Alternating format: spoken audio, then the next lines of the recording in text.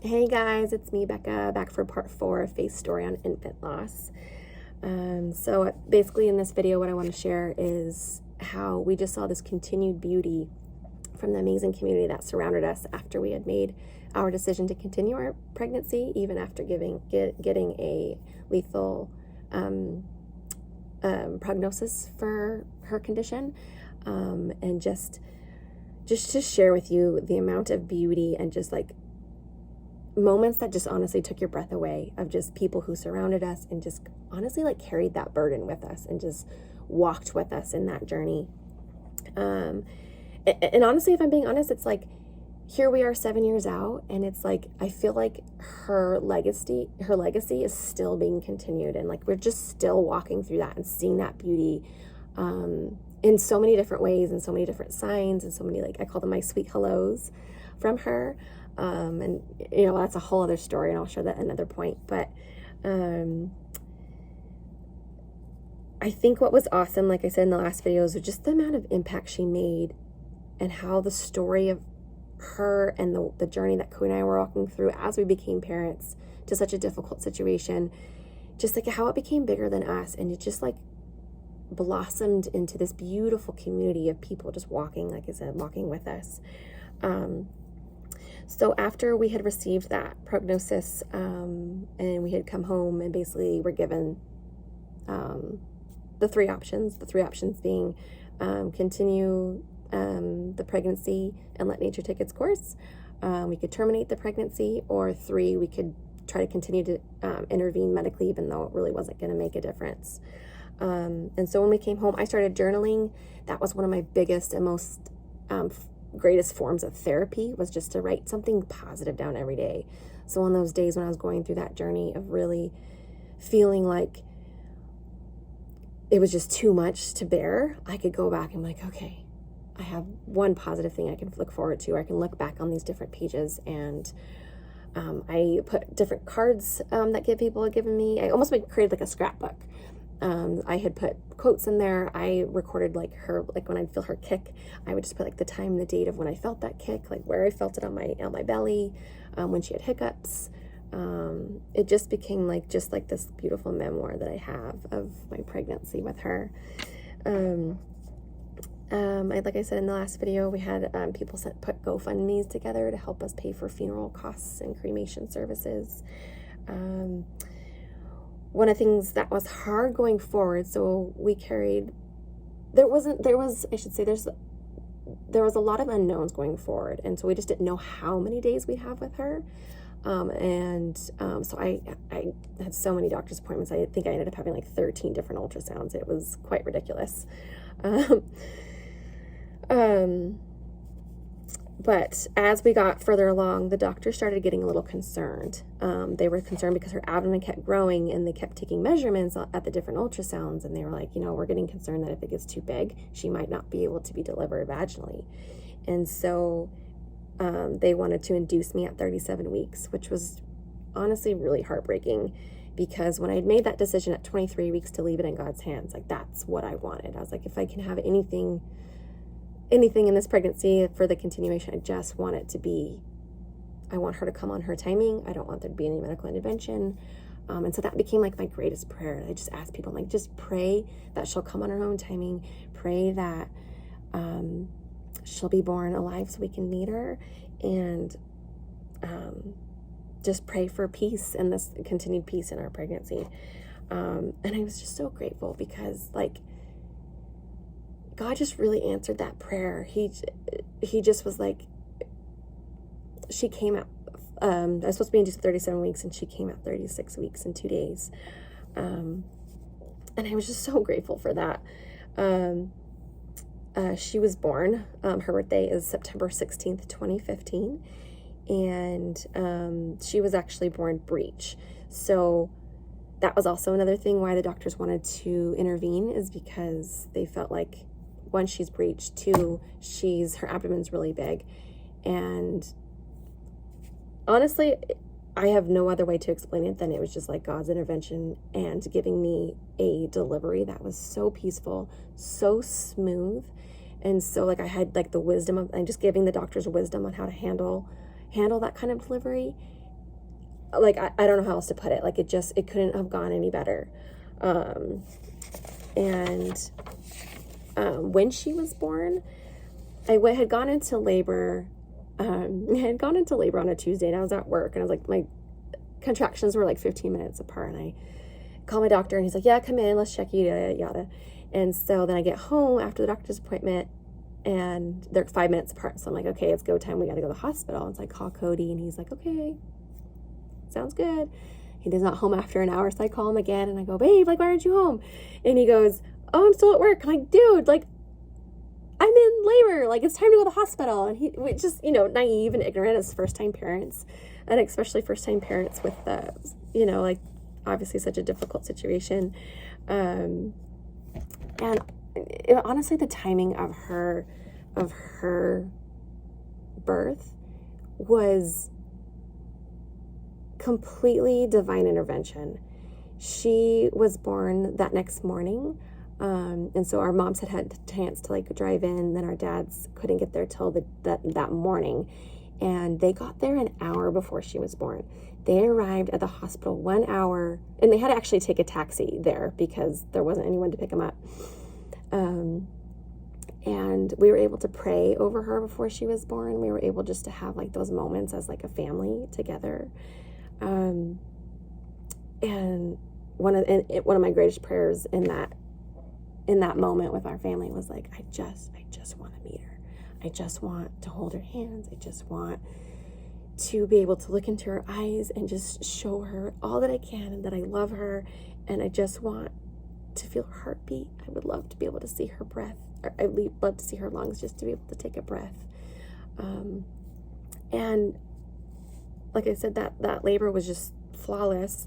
And so once she was born, you guys, we had 5 hours with her.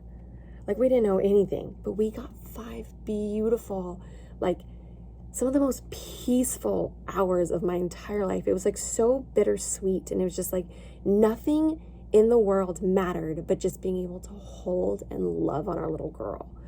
And that's where we named her Faith Emery Kemper. And so I told y'all about the story Faith and where we came up with that name. And then Emery it's actually German, and it means brave and powerful. Because she's like the amount of like just impact she's had on my life, and just like the amount of impact she's had on like people that don't even know her. Like, she's just a very powerful little girl, and I'm just so grateful to be her mom.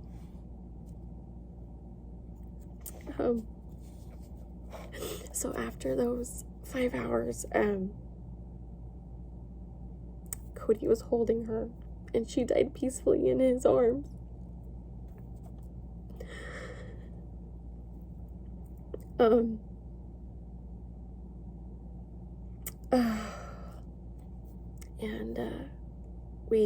I was grateful because we had, we were able to get newborn photos with her. I have a beautiful, beautiful friend that came, and she took pictures for us. Like, she woke up and, like, she stayed up all night and came in, the middle of the day, basically, to come take pictures for us. And we have all these pictures. And she's actually my one friend that's got to meet all my babies, and she's very, very special to me. So leaving the hospital, that was really hard. It was just like, you're kind of in the car and you're just super, super numb. And you kind of just like, it's just very surreal. It's kind of just like this crazy nightmare. You're like, did this really just happen? Like, did I just go to the hospital and this all happened? Or was this just a complete freaking nightmare? And so in the days after that, it's like, you go through the postpartum and you still have your milk come in, you still like your hair, you still lose your hair, you still like have the postpartum body and all the emotions and the hormone changes. And it was just like this really cruel reminder of like what we had lost, especially from a mom's perspective. And I will definitely go into more of that detail, I think, at a later time, just so I can keep this on her story.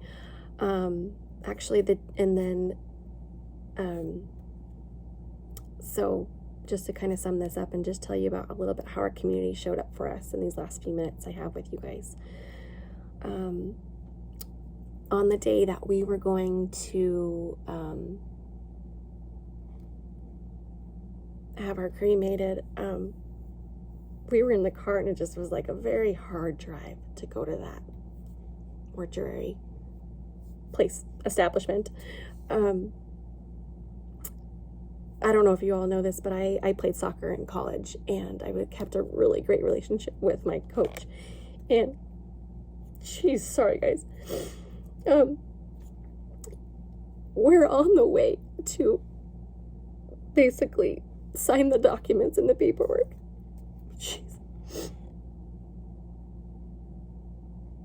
And my coach sends me a text, like, this is what I talk about with this timing. He sends me a text, and it's basically just a picture of a patch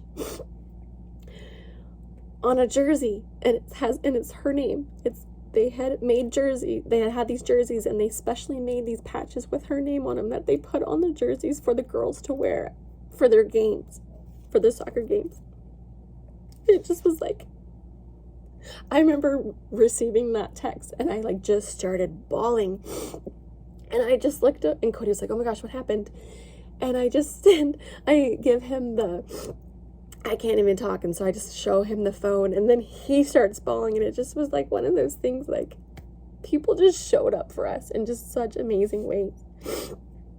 We had a celebration of life service for her, and just the way that our church community, like, completely surrounded us through that, and helped us put that on, and people volunteered to sing different songs for us at the ceremony.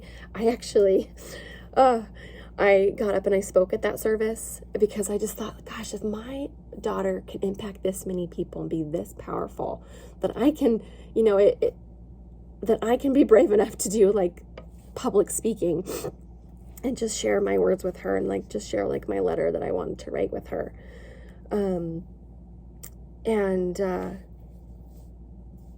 So after the celebration of life service, actually the next day, Cody and I had gone on a trip to San Francisco. We were just like, we're out of here.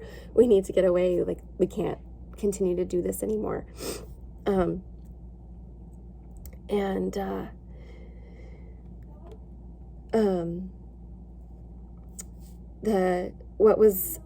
One of the ways that was super beautiful that we had asked people to show up for us is because she had lived for 5 hours. And this kind of goes back to, I think, part 1, or maybe it was part 2 of when we had the gender reveal, and we had basically the 2 different blue onesies, the blue one that said stud muffin, and the pink one that said on Wednesdays we wear pink. And what's actually pretty ironic is Faith was born on a Wednesday.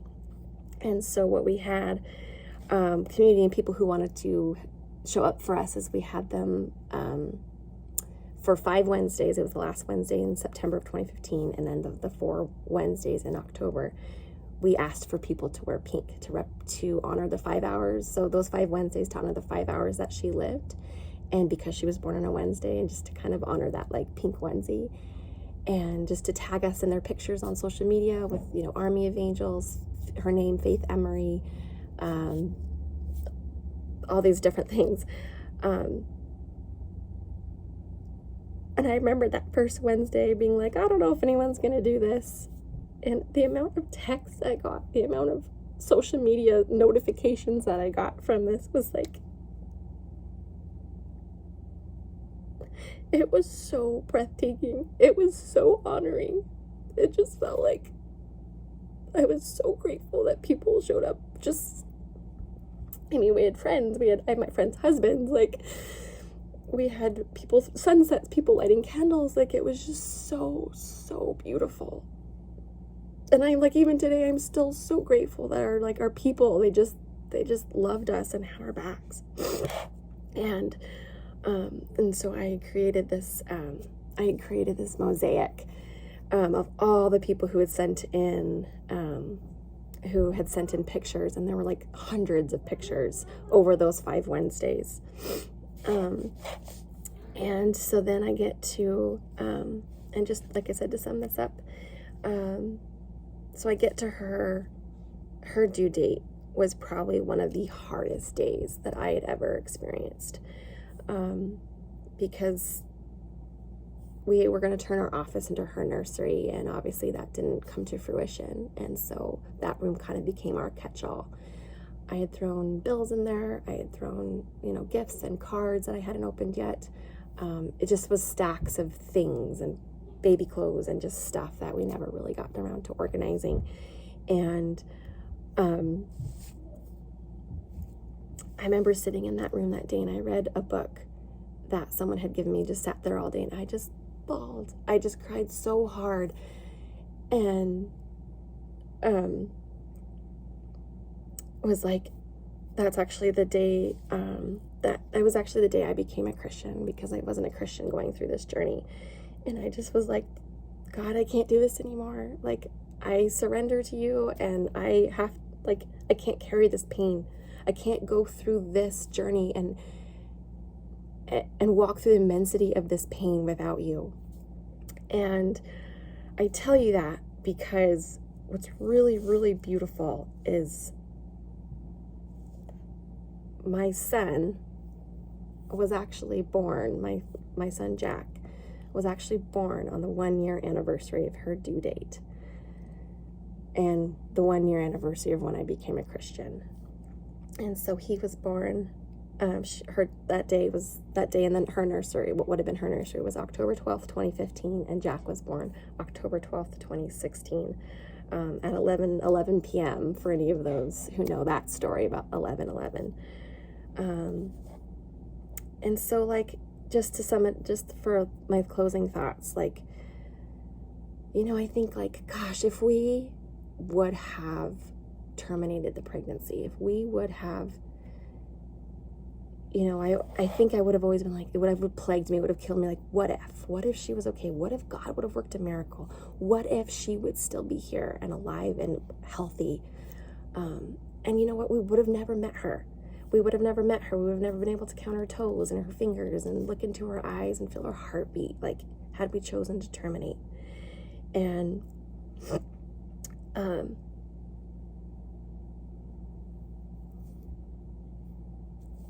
I'm just so grateful to be able to have those moments with her. So guys, I'm sorry this is even longer than the first 3 series. I just had a lot to unpack here. I really, really, really do appreciate you sticking with me here. One of the biggest compliments is if you would share this with at least one other person. Share this with someone who needs a story of just the beauty from ashes and just God's redemption in such a hard and painful journey. And like I said, I appreciate my people. I appreciate you watching this, and we'll see you next time. Love ya.